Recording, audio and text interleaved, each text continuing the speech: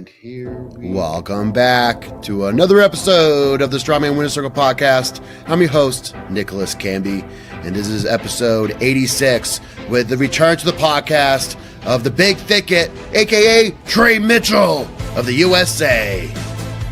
The two-time Shaw Classic champion and four-time World's Strongest Man finalist is currently getting ready for the Arnold Classic, but is already confirmed with two other majors with World's Strongest Man and also the Strongest Man on Earth. So let's catch up with Trey since he was last on and talk all things strongman, his preparations for the Arnold Classic, what he's excited for, what he's not excited for, and what we can expect from the year.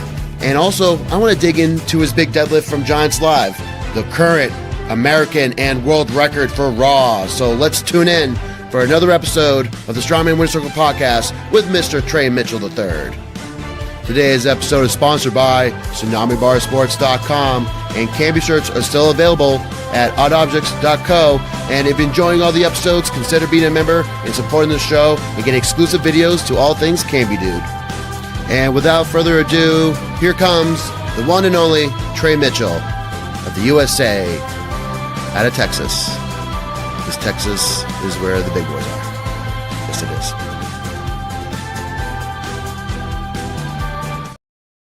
Oh. Hello, Trey. Welcome back, brother. Hey, Nick. Thanks for having me back again. You really enjoyed the last one. Oh, absolutely. We had to catch up. It's been almost 2.5 years, just about, since we had you on. Yeah. So lots to cover, lots to go over. But more importantly, of course, you've upgraded your digs, upgraded the gym. So how's the new gym treating you? Oh, it's coming along really well. Like, I'm really enjoying outfitting it with a bunch of cool equipment. Like you can see right behind me, I got a bunch of custom dumbbells from Intech Strength.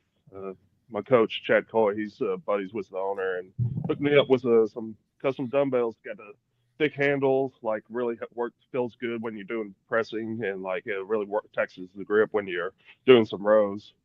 Yeah, but like, yeah, I'm always looking to upgrade the equipment, always looking to find new stuff. Like, I think the latest thing I found was a back attack. Ooh. And like, yeah, his what attack side? machine. Huh? A West Side back attack? Sornex. Sornex is, I think they're the original ones that made the back attack. It's one of the, not the newest model. It's like the first version, but it's like updated. Like the only time I ever got to use one before I got this was when I went to go train with Brian Shaw at his gym, and like I think he got like one of the very first versions, and this must be like a 1.5, I guess. You know. Cool. Now you're talking about the dumbbells. How heavy do the dumbbells go up to? Okay, I got a pair of 300s. Really nice. How often? How many times have you used them? Not yet. I haven't used it just yet. The heaviest I've gone so far was 210s for 210 pounds for some rows. Yeah. Nice. Oh, excellent. But you can almost do almost like a dumbbell ladder, press it if you wanted to. Yeah. Definitely, like I can definitely work my way up, you know, and like those thicker handles, they can like kind of almost simulate a circus dumbbell. Close, yeah, like close to a sear. I always, I like, of course, I have a 210 sear. I use the Thomas Cinch a lot, but I always said like the more dense the dumbbell is, I think the better it is, because you're working the range of motion, and then you can, when you get to like a cylinder or a thicker dumbbell, you're ready kind of be able to work that bigger motion. But it's just a little different technique, but I think for the most part, I think it gets you ready. Yeah, I agree. Like I have my first dumbbell I ever bought was a 10-inch Rogue Monster dumbbell, and like I filled that thing up so far, it's up to 250 pounds. Wow. And like it's more difficult than I believe than the 12-inch, just because, like you said, the thicker range of motion, thicker, but like the bigger range of motion. Absolutely. And then in the gym, of course, you showed me a picture right before. Are you gonna squeeze in like a wheel of pain in there, or something huge?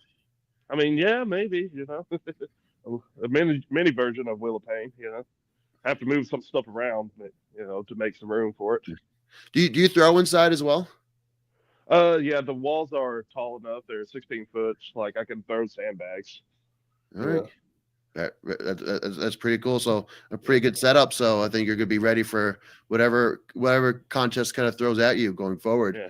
Yeah, it's Um, just need to figure out like for that I want to try and install like maybe a bar that's hanging from the rafters, probably to make it something to aim at because right now I don't have anything to throw over. So yeah, Now, does it that'll be would that throw you off? Can you throw into space, or do you need something to throw at? it's better to throw have something to throw over, but like if I'm just practicing to the toss, like the motion, like it doesn't matter. Like I'll try and like simulate, maybe try and arc it, just in my head. Like I'll find a spot to stand on and like okay, I want to make it arc and go like this far behind me, and like I'll do that. I'll practice that, but like yeah, it's definitely more difficult than without having a bar to throw over. Sure, that makes a lot of sense. But yeah, I'm pretty jealous of your setup. So of course, something to strive for one day. Well, yeah, So you got a nice setup yourself. a little bit. I think it's temporary. We're still looking at kind of houses. So potentially if I'm close, maybe keeping it in the barn, or if I go somewhere else, making a new barn and all. So, You ever but thought a it's a pretty barndominium? yeah, but yeah, it is pretty much a barn minium. So because we're upstairs in the barn, Yeah. so I hope like right now I have a great static setup. So of course I got my log, I got my block set up, I got my tsunami bars. I'm gonna bring another tsunami bar over soon if it can fit in the Kia. I'll put another one in, but I still might have to borrow someone's pickup to put it in. I don't know if you ever seen my Super Max tsunami bar. It's the only one they ever made. Yeah. But it's just extremely long, but you can load it up to like 800 pounds. I've yet to do Mm. that, but that's my plan. And then I'm trying to, I want to have my goal is to have like a steer dumbbell set. So, Yeah. we'll That'd be get like, nice. get an inch, have my 210, maybe a 240, 260 or something like that, or, a 110 and 120 kilos. So I Yeah. just run it. So that's the goal. So once I have that, you'll have to visit the press barn. That's, Yeah, that's, definitely, and that's yeah, what I need. need to have some guys come and train here too, like it's empty, just training by myself, all this space. Speaking of which, is Austin? You made any plans with Austin and Nick to come over to train for the Arnold? uh, no, we were trying to like me and some guys were gonna make a training camp up in Detroit with my coach Chad Coy.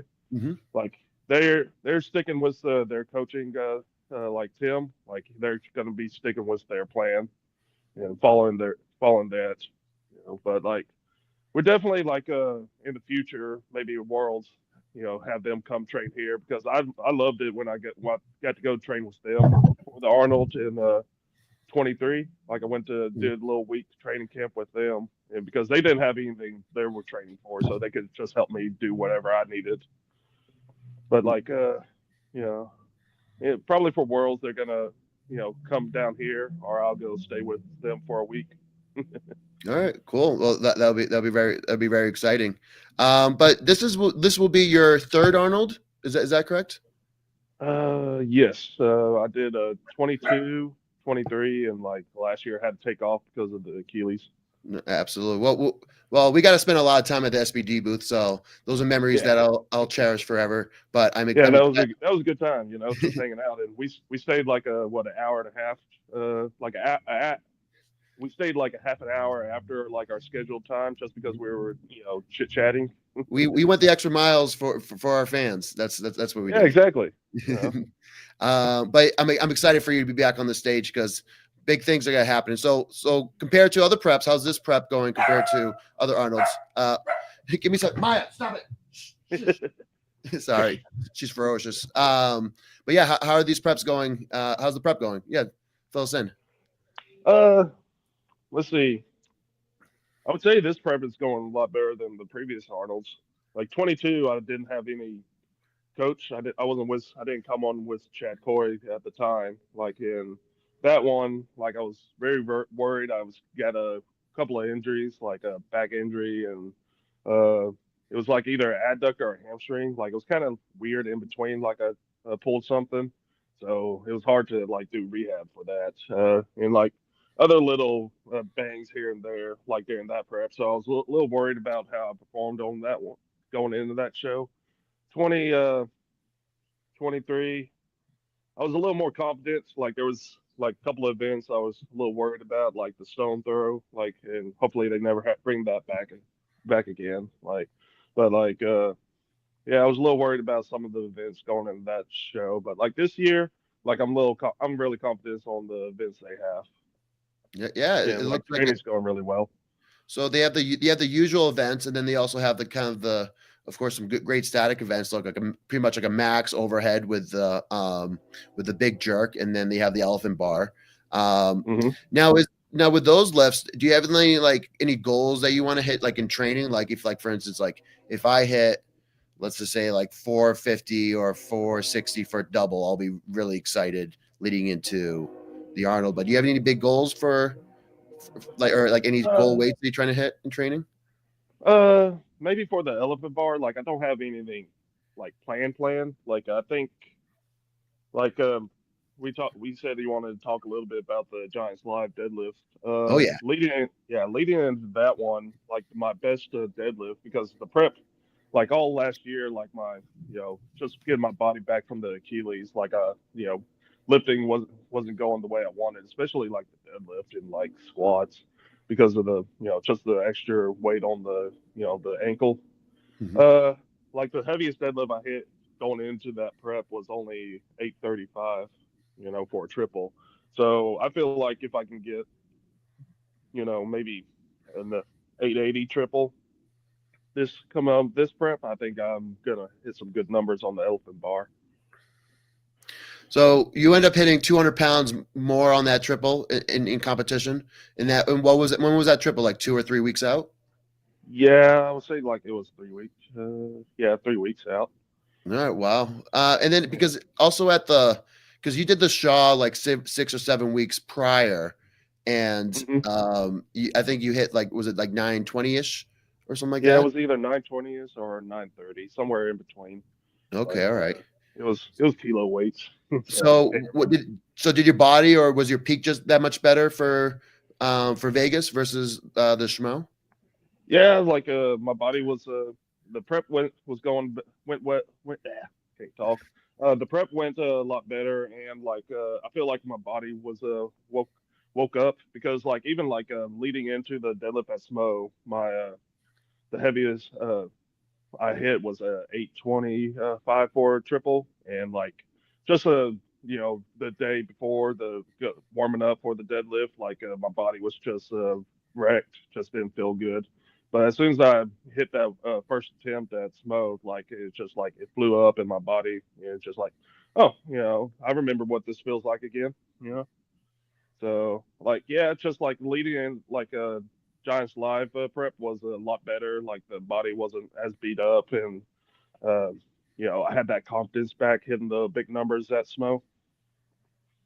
Oh, interesting. So you kind of needed the prep for Schmo leading into for the Giants max Yeah, deadlifts. It was almost yeah, a like nice primer. like that was on like so last year I did World Strongest Man, just like 6 months post surgery, and then like didn't do anything leading up until Smo just to try and get my body back to handling heavier weights and try to be as 100% as I could for the show, and then maybe I could have had another smaller show, might have helped me, but like, hindsight's 2020. Oh, interesting. So you maybe had a little more in you, but of course, but you still got it all out of you in Yeah, Vegas. So yeah, ended up yeah, working. James Jeffers wants to chime in and says multiple polls of 1,000 because he did the 1,000 and the 1,034. Is that it, or 1,036? yeah. So it was 1,037. So we did a thousand 37. pound. We did 1,000 pounds. What was it? Nine, 427 kilos, or Hmm. something like that. Kilos or whatever. But the previous attempt was 1,000 pounds, and then the next attempt, I took all the attempts at the show just to, I don't know, like uh I wasn't paying attention. I was just trying to stay in my own head, just I put in music and in between the attempts, and just like, all right, whatever is on the bar, just pull it, and then we hit the 470 deadlift, and just like I had to hitch it, and just like, I know I'm not going to be able to go up, but I was happy. I was really happy. Absolutely, it was huge. It was world record of sorts, and of course the straight out American record. So it was pretty awesome. Thor's Hammers chimed in and saying, "I hope you get 501 on the Elephant Bar." Yeah, thanks, Thor. So now you'll have only three attempts at the Arnold.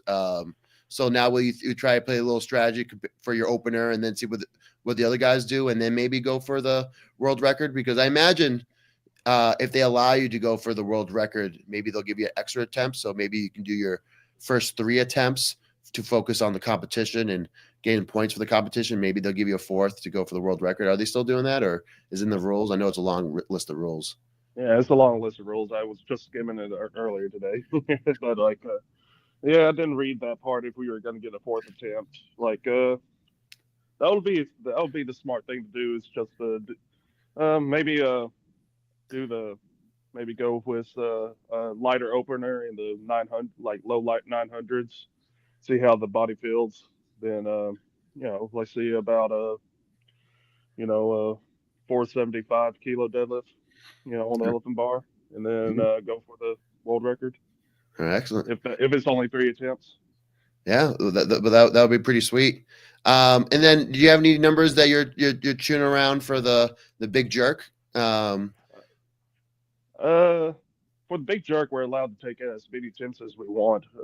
So, like, I was going like we were just like opening it up at like a 370 opener is the first attempt that they have it on the bar for the men.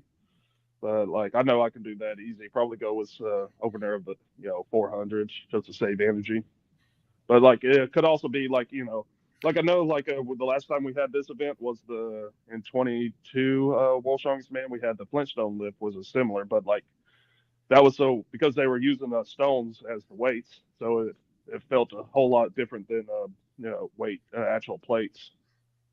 So you might want to just open up with the lightest weight and just to see how the bar feels. Sure. Now, is it definitely going to be plates at the Arnold, or will they do something different? They have not said yet, All right. and we haven't got any updates. They just said it will be Olympic style, so that could be anything. Just an Yeah. Olympic bar with some sort of weight on it. I know, like with Rogue as the equipment sponsor, they always like to try to do something new and crazy. Interesting. I wonder if they'll do something like elongated or something that's a little more whippier than usual. Yeah, so, It'd be pretty interesting. Or we'll see what four reds on the bar if they did, like, let's just say bumpers. So let's say they did like Olympic bumpers. That's 44. So it'd be like potentially like four reds and someone might get up to like four reds and a yellow. That would be 250 kilos or 550. So that'd be a good amount of weight. Now, how you feel about the rest of the events? Any of them are you pretty excited for? Any of them that you're not looking forward to? Let's see. Like I really like the stone to shoulder. Just like never had that in the competition. I've only done it like a few times in training, just to like play around and get something to get stronger with. So that'll be interesting event to see what I can actually do with. All right. Interesting. And obviously not looking forward to the frame carry. They have that every. Is Chad coaching you up on the frame at all? Has he been instilling any of his grip magic? We've always been trying something, just anything we could think of. Like, the problem is mostly the nerve damage in the the hand. Can we pause this for a second? You can yeah, we could take I can take you off a second. It's no like I have my headphones in. Oh, do you? I'm about to die. Oh, we're switching up. So here I can talk to the chat for a second. James Jeffrey mentioned that he wants to see a 600-pound press. And then just a quick shout out to my buddies. So hello, Brad, how are you? And Nicholas, thank you for being a member. And then, of course, our buddy Nico chimed in. Nico's show is coming out on Discovery Channel in a couple weeks. Are you gonna watch it a week from tomorrow? I'll definitely give it a shot. Are you a tuna guy by any chance? Give that again. Like Uh, for some reason my phone doesn't want to switch from the headphones. But so let's see. Give it to me again. all What right. was it? Are you a big tuna guy? Tuna guy? Yeah. No, I'm not a big fan. Mostly I just eat catfish. All right. But Well, like I've seen videos of the guys that fish tuna, and like that seems like an extreme sport. absolutely. Well, you should tune in Nico's show. But besides competing, so it's gonna be a great competition, 6 events. So everybody tune in and watch Trey dominate at the Arnold, late February, early March. But anything else at the Expo you're getting excited for? Are you planning to kind of walk around and enjoy the Expo on Sunday? Yeah, definitely. Like on Sunday, like obviously like us SBD athletes, we get a do a little booth appearance for our fans. Happen, but like come and say hi to us. But like obviously like there's always something to see there at the expo. Yeah, like I've accidentally run into Arnold a couple of times. Yeah, absolutely. How many times have you met him so far? Let's see. Actually, like went up and said hi to him like once. Like he was at the 22 show. Like he was watching us do the back slog, and like I can't turn around after my last attempt, and he was there, and it's like get the old predator high five, handshake. Uh, my first time I ever did a Arnold was the Arnold Australia, and like Yeah. we went on stage for the award ceremony. He presented the trophy to the guy that won next to me. It's like, all right, first time get this close to Arnold. Oh, Happen. Right. like, Uh, he's right that's there. I think this will be my 7th Arnold this year, and I've still yet to meet him. So I'm very jealous. So maybe I'll be in your shoes. But that's exciting. I was gonna say come over to the animal cage on Friday, but you'll be competing. So I'm Yeah. doing a Max Log showcase on Oh, Friday. sweet. Yeah. So Get some strongman in an animal cage for a change. That'll be cool. absolutely. There hasn't been, of course, Nadia Stowers did some log last year, but there hasn't been like a strongman in there since like Grant Higa. So Oh yeah. So I'm pretty excited for it. But we're gonna kind of move on from the Arnold and talk a little bit about Worlds going forward. But we got to take a quick commercial break. So grab a sip of water and take a look at this Tsunami Bar ad. Are you ready to shake up your training? Are you ready for your next challenge? Tsunami Bar Sports is here to boost your power, stability, and coordination. Whether you're superloading and using it to target barbell-centric movements or using it for ballistic weighted plyometrics for more sport-specific purposes, the Tsunami Bar has you covered. Our patented and flexible barbell technology is designed to help you improve in all things human performance. Discover the difference at Tsunami Bar Sports today. Visit tsunamisports.com to learn more. Use CANBY10 for 10% off of any Tsunami Bar product, or pause the screen and use the QR code. Now back to the show. Have you messed around with the Tsunami Bar yet, Trey? I think I've only ever used it once, like back in 22. Like I wasn't even trying to like some guys were using it in the gym I was working out at, and like just hit a couple of like warm up squats with them, and like it felt like I had like good form on it. Just like I felt like I was standing straight up, like the torso was completely vertical. It just felt like that, and just like, this feels pretty good. But like also during that training session, I forgot to put the clamp on, the correct clamp, and like the side spotter almost weight slowly sliding off bar, clicked his nose when it fell Oh, off. really? Yeah, I was standing behind it, and it's like it was enough time to not be able to react. Oh, interesting. So yeah, they have the croc lock, so it's a lock that goes through the bar and then it goes around it. So it usually stays out pretty tight. But I'm pretty sure Chad Coy has one. So Yeah, maybe that's who I was working out with. all right. Yeah. Oh, interesting. So heading into Worlds. Worlds is going to be back in Sacramento, which is they had it, of course, in Myrtle Beach the last 2 years. So potentially some changes this year. So like 25 guys instead of 30. I think not everybody's going to be doing the same events like the last 2 years. So maybe there'll be like one different event compared to the last couple of years where everybody was doing the same item. And then actually, I think I would say those are the main changes. Probably some more before. I hope they still have 30 athletes because I'm kind of a fringe guy right now. I got to re-earn it in Europe's, but your course looking good with your kind of automatic invite. Now, would you like, for instance, like leading into Worlds, like would you focus on like any different conditioning or different body composition heading into Worlds versus like the Arnold?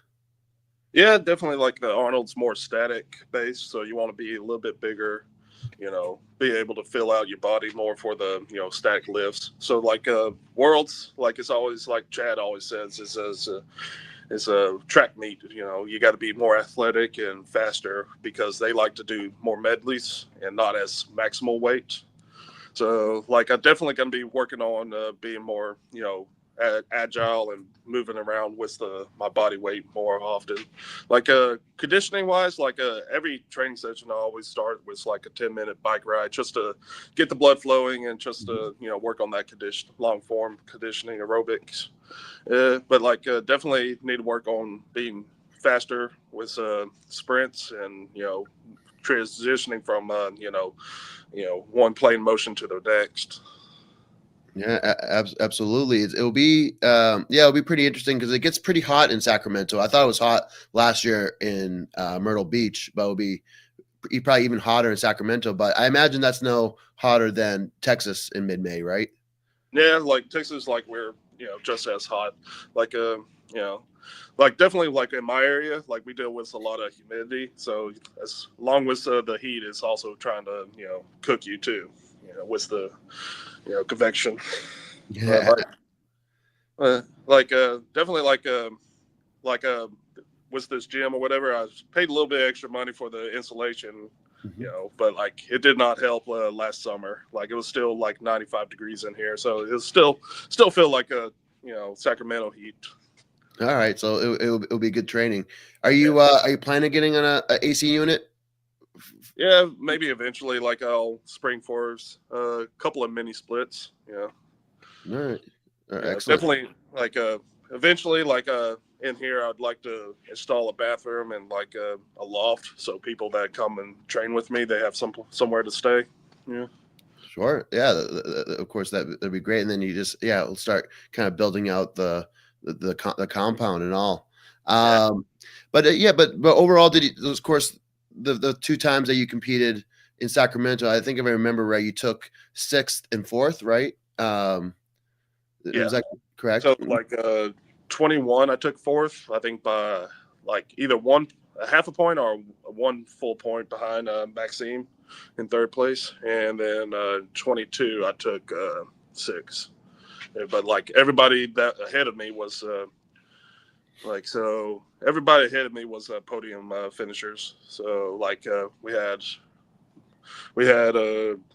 Tom Stolman 1st place, got it. Like got so we got Martins and Novikov. They were winners. We had Brian Shaw that was ahead of me, and and Maxime like podium finisher. All right. So of course some good fond memories of Sacramento, but this time of course we're pushing for the top. So always pushing for the top. Absolutely. So it would be very exciting. So yeah, still waiting for a little more information. Of course for Worlds, but it's looking good. They're still playing. They're doing still a lot of replays on the IG of last year's Worlds, but we're slowly getting to it. But last thing I'll say on Worlds, I thought it was interesting because I watched the USA version of Worlds of my group, and then I watched the English version of the Worlds, and I almost thought the English version was better than the USA version. Have you watched both of them? I haven't watched the last year's, but like in the past I have seen them, and like I do kind of agree that the English versions are better than American versions. Yeah, I think they showed me more on the English version, and I think it was better like chopped up too. I think they even like ran longer, and I felt like the American version was just was like rushed. So I feel like you're correct in that. Like in 21 Sacramento, like I won most of the heat events, and they didn't show, but like one of the events, and just like that's kind of disappointing, you know. And it's like I won most of the events, or like so I either tied or won, and like they just showed one of the events I won. Like I think it's just because I wasn't the first guy to go, like the last guy to go out. I was like either the first or the second. And it's just like really, yeah. But it definitely feels more rushed. You know, they gotta do some highlight reels just to do this and that. Like the British version, like is more laid back and shows all the athletes. Oh yeah. I appreciate it more, and of course I got a little more screen time, so I did enjoy the English version a little more. So I know you kind of did this with like Liz the other day, but Thor's Hammer is asking for any Arnold predictions or put him on events. Of course, I know you're gunning for the top, but like who you think is the other 1 and 2 going into the show? Let's see, me first place. Yes. Austin Aldredis in second place, and Nick Guardione in third place. Texas takeover. Oh man, that was the Texas 3 of a kind right there. Yeah, I'm not much of a poker player, but I think that'd be pretty cool. Of course, we kind of went over this, but Trey's always mixing up new things for his grip. But also, you're playing on a push press, right, for the Arnold? Yeah, like push press for the big jerk, like here and there. Like I've been trying when my body feels right, or like I remember, like I need to actually focus on practicing power jerk. Like that's a little more doable for me. Like where the power jerk is where you squat underneath it instead of like a split jerk where your legs are split. Yeah, hence the name. Yeah, absolutely. Like in the past, like I was, in my younger years, like when I was an amateur, I could do a pretty good power jerk, like get a decent squat underneath the bar. But it's been so long since I practiced it. Yeah, I would think a push would be just as strong. Of course, we saw big Tommy Stolman did the big jerk version at the Worlds a couple of years ago with a solid, and he came in second. I think he hit like 528. I think maybe 520, right behind Novikov. So I remember he took second, but a solid push press. So I don't think if you definitely have the power. And there's also I don't know if you ever seen him on Instagram at all, but there's a guy named Oleg. He's from the Ukraine, and he just loves behind the back jerks, and he's probably like 5'8", like 300 pounds, but he just has like a 500 pound, like he does like a push behind the back, and it just looks really good. But if you have the right arm length and the right limits, a push press is just as good as a split jerk to get under it. So I look forward to that. But this is an interesting question. So you ever consider throwing on a suit maybe for some of these other contests in the future, or you always think you're gonna stay pretty raw? Like if I really want to get into the suit, I probably need to get a actual dedicated training partner, because those are so hard to get in. That's a good point. Yeah, that's one of the main reasons like I don't use one, is because it's so hard to get on. Like I bought a years ago, I think it was 2021, I bought a squat suit. Probably got a size too small, but like that's what it is. But like it took me like 30 minutes to get a single ply squat suit on. Yeah, I would think that's pretty tough. I have a suit I borrowed from Nico the Greek Goliath. It's a little bigger on me, but even I could like slip on the shoulders, but that was even tough in itself. So I can understand something big, but I imagine that suit might not fit you. The suit you bought might not fit you anymore. So maybe that was a little smaller back then. Yeah, I think probably time for a new one. And then Nate agrees with us. Nate 5000 agrees with a UK version is always better. So that's good to know for going forward. So I wanted to kind of chat about, of course, your Achilles tear, because you recovered greatly. I remember at the SBD booth saying that your you're coming back to Worlds. You're feeling great for Worlds. You had a great run in that, but you had, of course, a very tough group. And then you went on to do some really great things later in the year. Of course, taking the 2 podiums at Giants Live. So you recovered beautifully. A lot of times other people have taken a lot longer to recover from that. But like some people will say that you're almost better than ever, especially like your deadlift. But like, is there anything that you learned during that time, like during recovery, that you think that might have improved your game or might have helped you in the long run? Maybe like some recovery methods. Like I did it, like I got turned on to a lot more different recovery methods, like peptides, and bought a shockwave therapy machine, a little portable shockwave therapy. You ever seen those? Yes, I've seen it at my PT's place. Yeah, so I was able to find one on Amazon pretty cheap, like $200, and like I use that a lot for my rehab, and like recently I've been keeping up with it, using it more often just for like prehab stuff, just anything like for the longest time, even though like my Achilles would be, is like healed, and like at Worlds I knew it wasn't going to go anywhere. It was still like hurt doing like plyometric stuff, like jumping jacks and things to warm up with.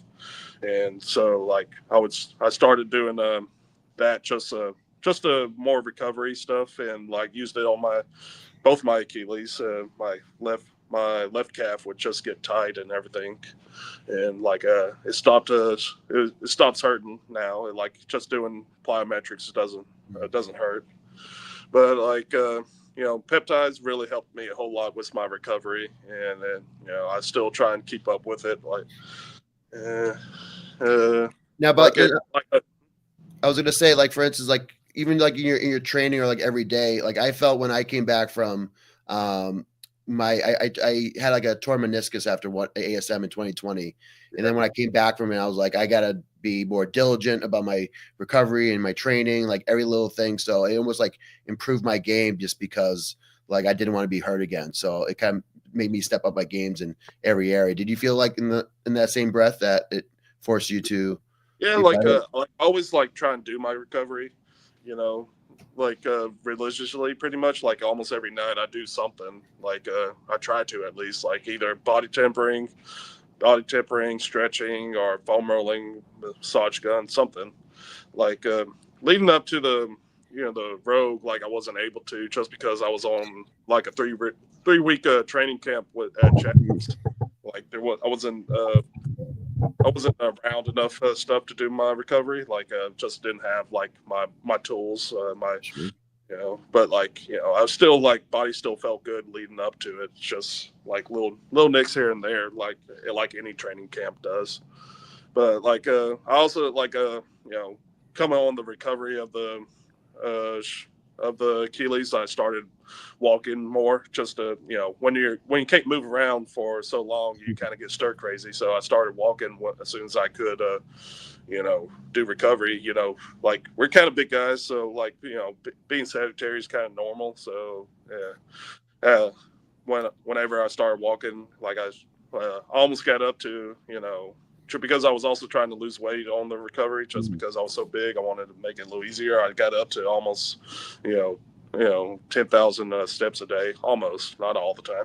But like now, even after that, like I try and do some walking every day. At the end of the day, I'll do a little bit of walking just to be a little healthy. Yeah, absolutely. Now, are you also like focusing on like those walks as like for instance, like what Stan Efferton always preaches in the Stan Efferton walks, like walking after meals, and so you're digesting and ready for the next one, or is this more just walking just to get more all the steps in? Yeah, just to get more steps in. Like every once in a while, like Chad would be like, after training, go and eat, like do some walking after that, just help with the digestion. But it's not like a everyday thing. Just mostly just to get my steps in, to be a little bit more healthy. All right, that makes a lot of sense. Want to bring another question from our buddy James Jeffers, who's, I always say, is the Canadian version of the Big Thicket. Are either one of you guys doing the record breakers at the Arnold? I'm not doing it. But is there a record breakers this year, Trey? I've been told there's not going to be one this year. All right. Which is kind of weird. Like, it's kind of weird because like I don't think they promoted it last year, or even at the the year in 23, the Rogue Invitational, they didn't tell anybody they were going to do it until the week before, and just like, all right, man, they have their reasons. So I guess the only big record is to break the elephant bar. I think that's what it comes down to it. Yeah. Is there a record for the behind the neck jerk, or like the big jerk? I imagine is it 246 by Novikov? I imagine that would be the record they're trying to beat. Right? Like the Flintstone lift. That's what they promoted it as a world record. Sure. Maybe it depends on the set. Like, I would think that if maybe they designed it a certain way, it could be like, for instance, if they have like they have the Austrian oak record for reps, maybe they would have like a behind the back. But I imagine just like in terms of like in the similarities that if they would want to call it the record if someone could break 250 kilos, right? Yeah. So I think that would be enough for a record. So I mentioned in the intro, of course, you're after, of course, you're going to be doing Worlds after the Arnold, and then of course you're signed up for the Schmo. But and is there anything else kind of on the agenda or anything that you're looking forward to this year? I imagine probably some Giants and Americas or North Americas. Are those on your horizon? Yeah, I have the Giants Lives coming up. I have the Strongman Classic in London at the Royal Albert Hall, and doing the Strongman Open in Birmingham too. I would love to do the North Americas, but like they moved it to the last weekend in July, and that's just unfortunately too close to the SMO. And like I can't go from a super heavy show into another super heavy show, because like even though like it's a good JF, he puts on a good competition, but it's brutal competition. Oh yeah, I've always taken a look, and he's known for having the heaviest circuit around, and of course all the Canadians that are listening, is one of the reasons why the Canadians are so strong is because he really pushes them to the limit. So yeah, they're probably Jeff is probably laughing because they do one show, like a show almost every weekend. Oh yeah, I think he when he was on the show, I think he did 4 in August, or one year he did 4 in August. So that's pretty wild, right? Also to take a look. So what do you think about if America's lines up? You think you would do America's Strongest again? Maybe, like if it lines up, because like I think last year's it was before or after the Rogue Invitational? It was like 3 or 4 weeks before. Yeah. That's what, I don't really like to do that. I prefer to have the shows spread out to where you can focus on the training with them. Yeah. Like if it's like last year's, I probably could have done that one, and if I got the Rogue Invitational invite, done it. If it lines up to have the same kind of style, I might be able to do it. All right. But I prefer to let the body recover. Absolutely. Now if you got the opportunity, would you ever consider something like the Magnus Classic? I know he has a big qualifier system, but he sounds like he always invites a few big names regardless. But what do you think about a 3-day contest in Iceland? Yeah, it's a good show. It's a little brutal, Very. The freezing cold of Iceland, but outside. But it's I like the idea of having it a kind of the old school style of events where you're pretty much don't know exactly what you're going to do, just a general idea, and then go and do it. Sure. It looks pretty interesting, and then of course a lot of different qualifiers are coming out, so I think that's something maybe potentially on my radar, depending on how the season stakes out. But most importantly, we got to stay healthy. That's the first thing. So we got to at least make it through the year, because it's at the very end. So of course we did it last time on the show, but of course coming back to the one of my favorite topics. But is there anything new these days that really grinds your gears, Trey? Is there anything that of course nothing that comes to nothing that's popping up, do you have anything to jog my memory or anything something? I called him out last week, I can do it again. Yeah.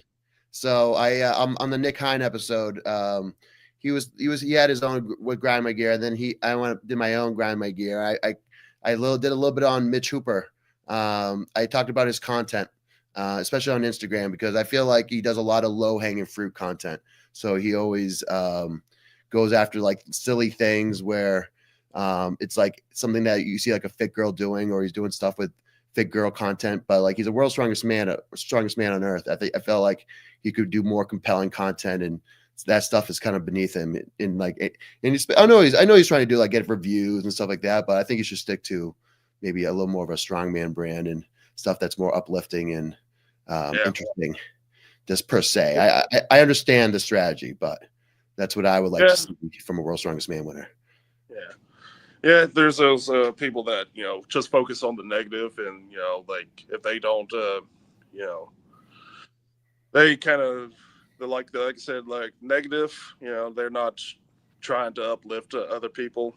You know, I do my best to try and uplift people, like my motive, like if I share something motivating, I think it's more positive, you know, as opposed to focus on the negative motivation. Like sometimes dark motivation can be what you need, you know, like what the winter arc, you know, like I was a little bit of that, you know, last year, but like, you know, I prefer to be more positive with my motivation. And like you said, like, you know, like I know he definitely, you know, goes for those low hanging fruits, you know, does it for the likes, those kids, you know, that need that quick, you know, the quick no brain content just to be able to get the likes. Well, the Gen Z is called the brain rot content. I think that's brain rot. I think he's diving into it. But you mentioned a little bit, of course, kind of going to a dark place and stuff like that.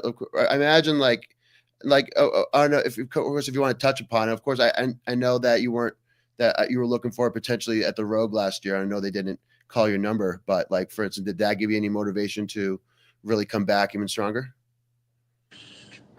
Maybe, yeah, I guess you could say so. Like, you know, I didn't hear anything from them. You know, some people were saying like, you know, oh, they didn't invite, you know, Trey because he didn't even, you know, bother liking, didn't even bother, you know, thanking the owners for helping them with surgery. And it's like, yeah, I did. Y'all were just making up stuff to make up stuff just to start drama.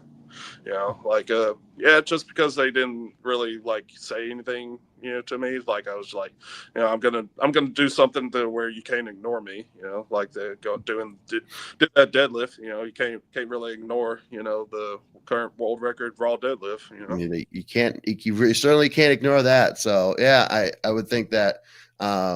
I know, of course, the Arnold and of course the Rogue are very similar. So I wasn't sure if they were like, maybe they just wanted to save you a little more for the Arnold versus the Rogue. But I know, of course, they have their reasons. But but regardless, I'm glad you're back in the circuit. That's all that matters.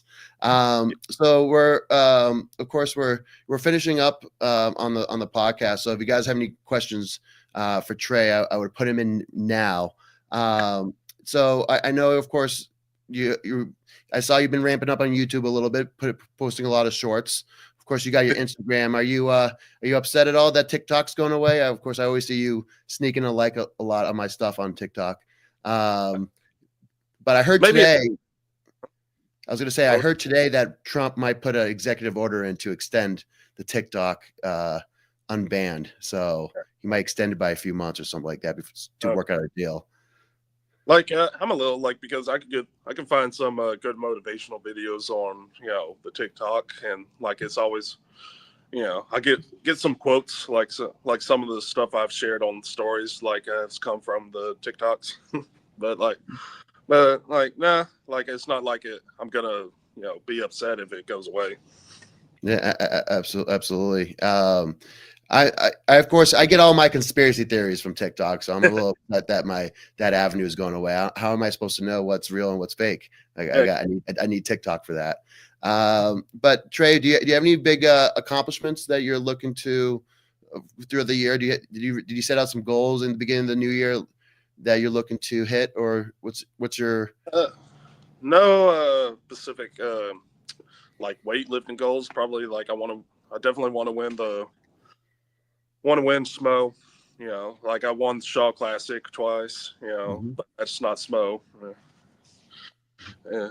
Like definitely, I want to make the podium again. You know, make the podium for the first time at World Strongest Man. Mhm. You know, if either, you know, like I'm always aiming for first place, but you know, obviously, like I have big names going against, you know, Hooper and like Tom, like they're, you know, previous winners, and so like definitely think I can, you know, at least make podium, give them All a right. run. Yeah. Absolutely. Absolutely. You deserve to be up there. I know I do. Thank you. Yeah. Oh yeah. Now for the most part, just going through some questions. We got Joseph over here. No question, but I wanted to say that I got Trey standing on the podium in a few weeks, 6 weeks to be exact. Right, 6 weeks, Joseph. So 6 weeks, Trey's going to be there. And then, of course, you guys are huge. Obviously, we're very huge, Mr. Burger Lover. But for the most part, going into it, so we have the 6 weeks till the Arnold. Now, when do you think you'll cut it down? When do you think will be like your last training session? You think you'll stop like 8 days out or 2 weeks out, or what do you That think? 2 weeks probably be my last heavy, and then the week before will just be light stuff, just to keep the nervous system primed. All right, interesting. So that'll be exciting. But of course, I'm rooting for you, and I'm really excited to watch. I'll see what I can fit in. But again, I'll miss you at the SBD booth. But at least we'll catch up for dinner and talk about the results. But I want to thank everybody, all the members for, of course, always kind of supporting the channel, and of course, thank you for Mr. Trey for coming on, and Trey to finish out the show. Can you leave the members with one piece of advice? So what's a piece of advice that you want to leave the listeners for today's episode? Let's see, like no matter what you are, what your goal is, every day do something to work on it. You know, what doesn't have to be a big step, but you know, as long as you do some little thing that'll help you reach your overall goal, then do it. So just chip away at it one day at a time. They always say mastery comes 10,000 hours of something that you want to do. Mastery comes in. You chip away at it. So I love it. Yeah. Well, Trey, thank you for coming on. And until next time, everybody, stay strong. Thank you.